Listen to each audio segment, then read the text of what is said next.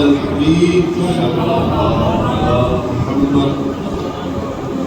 صلی اللہ علیہ وسلم میں نے آیت کریمہ تلاوت کی، اس کا ترجمہ سبق فرما لیں۔ جب دونوں نے ایک قربانی پیش کی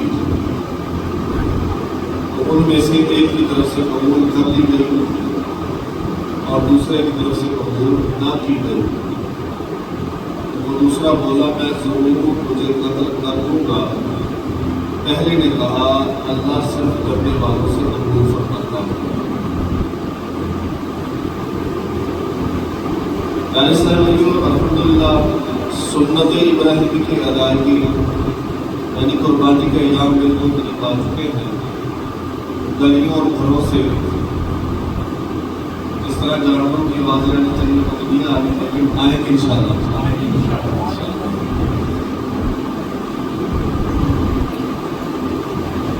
جو خوش نصیب قربانی کی سعادت حاصل کریں گے اللہ پاک ان کی کوشش قبول فرمائے۔ جو بیچارے اس سال نہیں کر پا رہے رب کریم انہیں بھی توفیق بخشے، طاقت دے تاکہ وہ بھی قربانی کی سعادت پایا کریں۔ مسلمانوں کی پیاری کی جان حضرت عائشہ صدیقہ رضی اللہ تعالی عنہا سے روایت ہے، رسول کریم صلی اللہ علیہ وسلم نے فرمایا ما عمل ابن آدم یوم النحر عملا احب الی اللہ من اراقۃ دم۔ فرمایا یوم نحر یعنی قربانی کے دن اللہ پاک کے ہاں آدمی کا سب سے زیادہ پسندیدہ عمل خون بہانا یعنی قربانی کرنا ہے۔ وَإِنَّهُ لَتَأْتِيَ يَوْمَ الْقِيَامَةِ بِقُرُونِهَا وَأَظْلَافِهَا وَأَشْعَارِهَا۔ بے شک روز قیامت قربانی کا جانور اپنے سینگوں، کھروں اور بالوں سمیت آئے گی۔ قربانی کو ہوگی اپنے سینگوں اور کھروں اور بالوں سمیت آئے گی۔ آگے فرمایا بے شک قربانی کے جانور کا خون زمین پر گرنے سے پہلے قربانی کرنے والا اللہ پاک کے اونچا مقام پا لیتا ہے۔ بس خوش دلی سے قربانی کرو، مجبوری سے نہیں، خوش دلی سے قربانی کرو۔ ایک مرتبہ صحابہ کرام عالم رضوان نے پوچھا یا رسول اللہ صلی اللہ علیہ وسلم یہ قربانی کیا ہے؟ قربانی کیا ہے؟ فرمایا سنت ابیکم ابراہیم علیہ السلام یعنی قربانی تمہارے والد حضرت ابراہیم علیہ السلام کی سنت ہے۔ صحابہ نے پوچھا اس میں ہمارے لیے کیا اجر ہے؟ فرمایا بِكُلِّ شَعْرَةٍ حَسَنَةٌ یعنی قربانی کرنے والے کو قربانی کے ہر بال کے بدلے ایک نیکی عطا کی جاتی ہے۔ اللہ پاک ہمیں کچھ دلی کے ساتھ قربانیاں کرنے اور حکمت عملی کے ساتھ غریبوں، بے کسوں، یتیموں وغیرہ میں ان کا گوشت بانٹنے کی توفیق نصیب فرمائے۔ میرے اسلام بھائیوں پارہ 6 سورہ مائدہ میں حابیل اور قابیل کی قربانی کا ذکر ہوا ہے۔ یہ دونوں حضرت آدم علیہ السلام کے بیٹے تھے۔ قابیل پہلا بدنصیب ہے جس نے انسانوں کی تاریخ کا سب سے پہلا گناہ کیا، یعنی یہی پہلا مشرک بھی ہے، پہلا قاتل بھی۔ حضرت حابیل جو نیک انسان تھے، اس کو یوں یاد رکھیں جس کے نام میں قابیل آتا ہے نا، خوف آتا ہے، وہ قاتل ہے۔ اور جو حابیل ہے یہ نیک تھا، یہ اچھا تھا۔ حضرت حابیل جو کہ نیک انسان تھے، ان کا اور بدنصیب قابیل کا کسی بات میں جھگڑا تھا۔ اس جھگڑے کا حل حضرت آدم علیہ السلام نے یہ نکالا کہ تم دونوں قربانی کرو، جس کی قربانی قبول ہو گئی وہ درست ہوگا، جس کی قبول نہ ہوئی وہ غلطی پر ہوگا۔ اس دور میں دستور یہ تھا کہ جس کی قربانی قبول ہوتی آسمان سے رات اتر کر اس کو کھا جاتی تھی، جو قبول نہ ہوتی اسے چھوڑ دیتی تھی۔ چنانچہ حضرت حابیل اور بدنصیب قابیل دونوں نے قربانی کی۔ حضرت حابیل نے اللہ پاک کی رضا پانے کے لیے بڑی خوش دلی کے ساتھ ایک بکری ذبح کی، اور قابیل چونکہ بد باطن تھا، اس کا دل پہلے ہی سیاہ تھا، چنانچہ اس نے مرے دل سے کچھ گندم راہ خدا میں دے دی۔ آسمان سے آگ اتری، اس نے حضرت حابیل کی قربانی کو کھا لیا، مگر قابیل کی دی ہوئی گندم کو یوں ہی چھوڑ دیا۔ یعنی حضرت حابیل کی قربانی قبول ہو گئی تھی، قابیل جو پہلے بھی دشمنی کی آگ میں جل رہا تھا، یہ دیکھ کر اور بھی آگ کو کھولا، یہ غصے میں لال پیلا ہو گیا۔ اب اس نے غصے میں آ کر حضرت حابیل رحمۃ اللہ علیہ کو قتل ہی کر ڈالا۔ یہ اس زمین پر سب سے پہلا قتل تھا۔ اس کے بعد قابیل پہاڑوں پر چلا گیا اور شرک میں مبتلا ہو گیا۔ یہ واقعہ قرآن کریم میں بیان ہوا ہے اور اس کا ترجمہ بھی ہم نے سنا ہے۔ 12:6 میرے اسلام بھائیوں، اس واقعے میں ہمارے لیے کئی سبق ہیں۔ سب سے پہلا تو یہ دیکھیے، ہمارے سامنے قربانی کرنے والے دو شخص ہیں، ایک حضرت حابیل ہے اور دوسرا بد نصیب قابیل ہے، لیکن قابیل کی قربانی قبول نہیں ہوئی، اس کی قربانی رد کر دی گئی۔ پتہ چلا محض قربانی کر لینا کافی نہیں ہے، اس کی قبولیت کی فکر بھی بہت ضروری ہے۔ مسلمانوں کے چوتھے خلیفہ حضرت علی مرتضیٰ شیر خدا رضی اللہ تعالیٰ عنہ فرماتے ہیں، عمل کرنے سے زیادہ عمل قبول ہونے کی فکر کیا کرو، میرا یہ عمل قبول ہو جائے۔ حضرت فضالہ بن عبید رضی اللہ تعالیٰ عنہ فرماتے ہیں، اگر مجھے معلوم ہو جائے کہ میرا ایک ذرہ برابر عمل قبول ہو گیا ہے، تو یہ مجھے دنیا اور جو کچھ دنیا میں ہے اس سب سے زیادہ محبوب ہے۔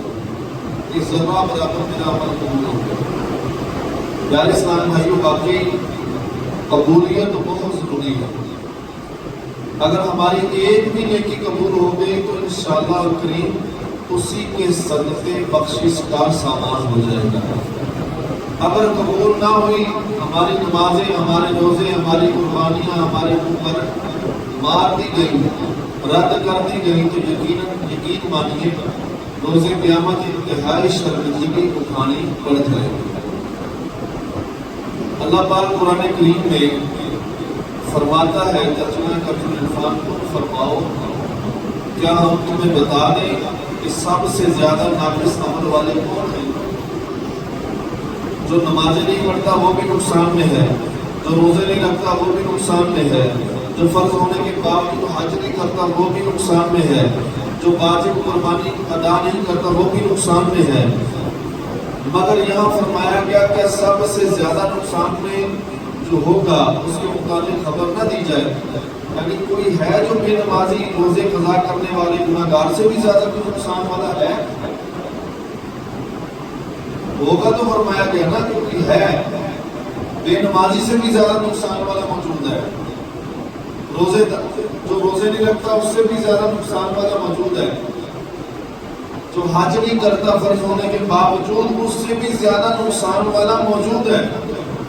رب تبارک و تعالی نے فرمایا، وہ لوگ جن کی ساری کوشش دنیا کی زندگی میں برباد ہو گئی، حالانکہ وہ یہ گمان کر رہے ہیں کہ وہ اچھا کام کر رہے ہیں، یہ جو ہے یہ بڑے نقصان ہیں، ایک سے بھی بڑھ کر نقصان ہے۔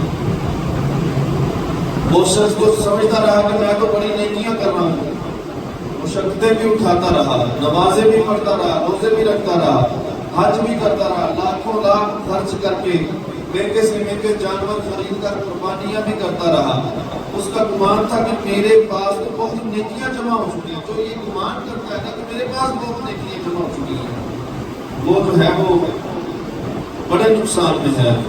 مگر جب میدان معاشر میں پہنچے گا تو معلوم ہوگا کہ یہ سب نیکیاں تو برباد ہو گئی۔ کس وجہ سے؟ نیکیاں تو بڑی بڑی بھی ہیں لیکن دکھلاوے کی نظر ہوتی ہے، ان میں تو دکھلاوا تھا، ان میں تو شہرت کی طلب تھی، ان میں تو اپنی واہ واہ کی خواہش بھی تھی، ان میں سے کوئی بھی نیکی اللہ پاک کی بارگاہ میں قبول نہ ہوئی، آپ اسے شرمندگی ہوگی۔ اب یہ حسرت سے ہاتھ ملتا رہ جائے گا۔ فرمایا یہ ہے وہ شخص جو سب سے زیادہ نقصان میں ہے کہ عمل کر کے بھی بخشش سے محروم رہ گیا، یہ سب سے زیادہ نقصان ہے۔ اس بات سے ہمیں کیا پتہ چلا، سمجھایا یہ جا رہا ہے کہ ایک تو بے روزگار ہے نا، جو روزے نہیں رکھتا، ایک تو بے نمازی ہے، وہ تو گناہگار ہے، لیکن اس سے بھی بڑھ کر جس سے رب تبارک و تعالیٰ ناراض ہے وہ کون سا شخص ہے؟ یہ روزے بھی لے کے آئے گا، حج بھی لے کے آئے گا، زکات بھی لے کے آئے گا، نیکیاں بڑی بڑی ہوں گی ان کے پاس، قربانیاں بھی بڑی بڑی ہوں گی اس کے پاس۔ یہ پھر شخص جو ہے اور جو روزہ نہیں رکھتا تھا اس سے بھی بدتر ہو گیا، جو نمازیں نہیں پڑھتا تھا اس سے بھی بدتر ہو گیا، جو نیکیاں نہیں کرتا تھا حج فرض ہونے کے بعد جس نے نہیں کیا اس سے بھی بدتر یہ شخص ہو گیا، اس کے پاس حج بھی ہے، سب کچھ ہے۔ رب تبارک و تعالیٰ نے فرمایا یہ وہ شخص ہے جس کے پاس سب کچھ تو ہے، لیکن اس نے میرے رضا کے لیے نہیں کیا، اس نے لوگوں کی واہ واہ کے لیے سب کچھ کیا، لوگوں کی واہ واہ کے لیے، اپنی شہرت کی تمنا اس میں موجود تھی۔ پیارے اسلام بھائیو، اللہ پاک جو ہے وہ ہمیں اپنی رضا والے کام کرنے کی توفیق نصیب۔ تو قیامت والے دن اس شخص کو بڑی حسرت ہوگی کہ نیکیاں چلی گئی، اب خالی گناہ اس کے بندے اور کچھ نہیں۔ تو قبولیت کی فکر جو ہے یہ بہت ضروری ہے، ورنہ جانور تو کیا یہ اپنا گلا بھی کٹوا دے اور اس میں اللہ پاک کی رضا نہ ہو وہ کچھ بھی نہیں ہو سکتا۔ ایک دلوں کو تڑپانے والا واقعہ سنیے، صحابی رسول حضرت سہل بن سعد رضی اللہ تعالیٰ عنہ فرماتے ہیں ایک مرتبہ کسی غزوے کا موقع تھا، غیر مسلموں کے ساتھ لڑائی چل رہی تھی، میں نے ایک شخص کو دیکھا بہت بہادری کے ساتھ لڑ رہا تھا، جس غیر مسلم کو دیکھتا اس پر جھپٹتا اور جہنم پہنچا دیتا۔ اس کا جذبہ بہادری، راہ خدا میں جان قربان کرنے کی لگن اور محنت دیکھ کر صحابہ کرام علیہ رضوان کو اس پر بہت رشک آیا، کہنے لگے یا رسول اللہ صلی اللہ علیہ وسلم آج جو اجر فلاں بہادر کمالے گا کوئی اس کے برابر نہیں پہنچ پائے گا۔ پیارے آقا صلی اللہ علیہ وسلم نے جب یہ سنا تو فرمایا انہ من اہل النار، لیکن وہ تو جہنمی ہے۔ کئی جنگ میں غزوے میں شامل ہے، غزوہ اس جنگ کو کہتے ہیں جس میں بنفس نفیس پیارے آقا صلی اللہ تعالیٰ علیہ وسلم شامل ہو۔ حضور علیہ السلام کی طرف یعنی کہ مسلمانوں کے گروہ کی طرف وہ جنگ لڑ رہا ہے، لیکن پیارے آقا صلی اللہ علیہ وسلم غیابدان آقا صلی اللہ علیہ وسلم فرما رہے ہیں کہ وہ تو جہنمیوں میں سے ہے، وہ تو جہنمی ہے۔ اللہ اکبر! آپ اندازہ کیجئے صحابہ کرام علیہ رضوان جن کا ایک ایک لمحہ نیکیوں میں گزرتا تھا، سب ولیوں سے بڑے اولیاء کرام جس کے عمل پر رشک کر رہے تھے، آپ سوچئے اس کا عمل کیسا ہوگا، مگر افسوس پیارے آقا صلی اللہ علیہ وسلم کی زبان حق سے کیا ہوا ادا ہوا وہ جملہ، فرمایا وہ تو جہنمی ہے۔ اب صحابہ کرام علیہ رضوان اس کی ٹوٹے پڑ گئے کہ دیکھیے یہ کیا ایسا کرتا ہے کہ یہ جہنم میں جاتا ہے، یہ تو دشمنوں کے ساتھ لڑ رہا ہے، خود بھی سب بھی چور چور ہے، دوسروں کو فاصلے جہنم کر رہا ہے، آپ اس سے کون سا ایسا فیل ہوگا کہ یہ جہنم میں جا رہا ہے۔ حضور نے جو فرما دیا وہ تو حق ہے، سچ ہے، بڑی جو ہے وہ دلیری کے ساتھ لڑ رہا ہے۔ اب صحابہ کرام علیہ رضوان جو حیران رہ گئے، کہا یعنی یہ راہ خدا میں اس طرح بہادری سے لڑنے والا بھی اگر جہنمی ہے تو پھر ہم میں سے جنتی کون ہو سکتا ہے؟ صحابہ اس حیرانگی میں پڑ گئے، کیونکہ زبان رسالت سے ادا کیا گیا یہ جملہ تھا کہ یہ جہنمی ہے۔ صحابہ کرام کے ایمان کی تو مثال نہیں دی جا سکتی چنانچہ ایک صحابی رضی اللہ تعالیٰ نے سوچا کہ یہ شخص ہے تو جہنمی، مگر میں یہ تو دیکھوں یہ کرتا کیا ہے۔ چنانچہ وہ اس بہادر کے پیچھے لگ گئے، وہ غیر مسلموں سے لڑائی کر رہا تھا، یہ چھپ کر اس کے پیچھے پیچھے تھے، ایک ایک قدم اس پر نگاہ رکھتے رہے۔ آخر جب وہ جان کی بازی ہار گیا تو دوڑتے ہوئے بارگاہ رسالت میں حاضر ہوئے، عرض کیا یا رسول اللہ صلی اللہ علیہ وسلم، آپ نے جو غیب کی خبر ارشاد فرمائی تھی وہ بالکل سچ نکلی۔ جب مر گیا نا، لڑتے لڑتے مر گیا، اتنے کافروں کو جہنم حاصل کیا، خود بھی مر گیا۔ یہ صحابی جو قوم میں تھا، یہ دوڑتے ہوئے سرکار صلی اللہ علیہ وسلم کی بارگاہ میں حاضر ہوا کہ یا رسول اللہ، جو آپ نے خبر ارشاد فرمائی تھی وہ بالکل سچ نکلی، میں گواہی دیتا ہوں کہ آپ اللہ پاک کے سچے رسول ہیں۔ صحابہ کرام رضوان نے پوچھا معاملہ کیا ہوا؟ کہا میں اس بہادر کے ساتھ ساتھ رہا، وہ جنگ میں بہادری سے لڑتا رہا، آخر اس سے زخم آئے، وہ اپنے زخموں کی تاب نہ لاتا ہوا اس کو برداشت نہ کر سکا اور خودکشی کر کے مر گیا۔ پیارے آقا صلی اللہ علیہ وسلم نے فرما دیا تھا کہ یہ جہنمی ہے، پہلے سے فرما۔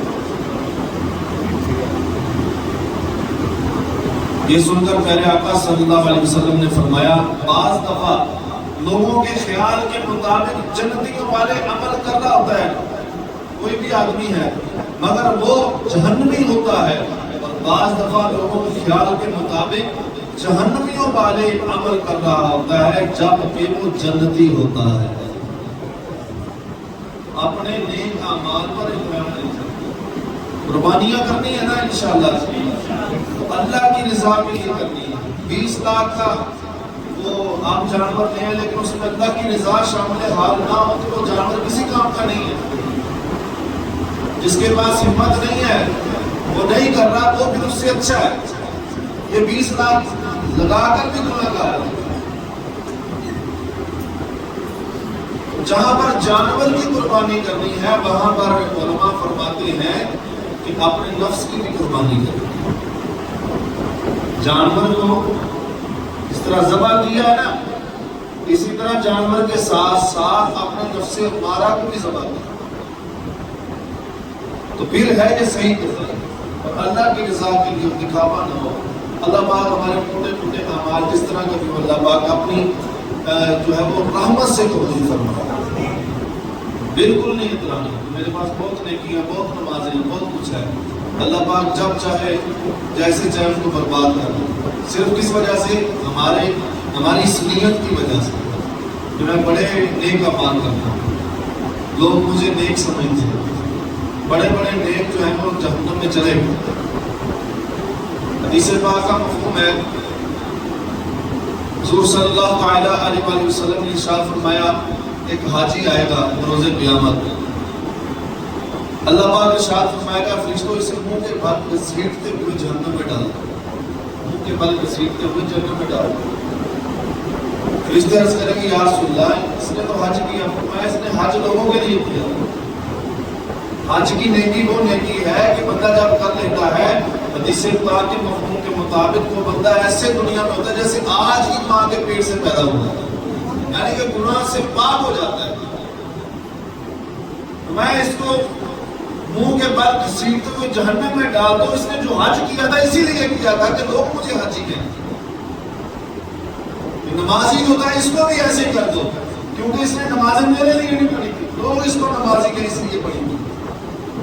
یہ زکات دینے والا، یہ خیرات کرنے والا، یہ اس لیے کر رہا تھا، اس کو بھی منہ کے بل گھسیٹتے ہوئے جہنم میں ڈال دو، یہ اس لیے کر رہا تھا کہ لوگ مجھے صحیح کہیں۔ بہت ساری ایسی نیکیاں ہوتی ہیں بندہ کرتا ہے لیکن بروز قیامت وہ خالی کا خالی رہ جائے گا، حسرت بھری نظروں سے دیکھ رہا ہوگا کہ اس کو جہنم کا جو ہے وہ حکم ہو جائے گا کہ اس کو جہنم میں ڈال دیا جائے۔ اللہ پاک اپنی رضا نصیب فرمائے، نیک اعمال کریں، ساتھ میں قبولیت کی بھی دعا کیا کریں۔ وہ جو تھے نا پہلے کے بزرگ لوگ ساری رات عبادتیں کرتے تھے، صبح کو جو ہے وہ گناہگار اپنے آپ کو تصور کرتے تھے۔ ہم 2 نفل پڑھ لیں تو ہم کہتے ہیں ہمارے جسم سے ابھی تک کوئی کرامت ظاہر نہیں ہوئی، میں نے تو رات 2 نفل پڑھے ابھی تک مجھے غیب سے جو ہے نا وہ روزی نہیں ملی۔ बुजुर्गान दीन ने कभी ये नहीं सोचा था, वो अमल करते थे अल्लाह के लिए। हम अमल करते हैं रोजी के लिए कि रोजी बढ़ जाए। हम नमाजें ना पढ़े, हमारे बहुत सारे ऐसे नमाजी हैं होते हैं कि जो इसलिए नमाज पढ़ रहे होते हैं रोजी के मामला सीधे होते हैं। किसी ने कह दिया भाई नमाज शुरू कर दो इंशाल्लाह बरकत हो जाएगी, तो नमाज से बरकत तो होती है अल्हम्दुलिल्लाह, इसका इनकार नहीं है, लेकिन नीयत चेंज कर। कुरान पढ़े अल्लाह पाक रोजी में बरकत देगा, बरकत होगी, लेकिन इस नीयत के साथ ना पढ़े कि मेरी रोजी में बरकत हो जाए कुरान पढ़ने से, नहीं होगी तो मैंने छोड़ दिया, तो फिर ये अमल अल्लाह के लिए नहीं है। अल्लाह के लिए अमल कुछ और है, उसकी जज़ा कुछ और है। अल्लाह पाक हमें अमल की तौफीक अता फरमाए। आमीन।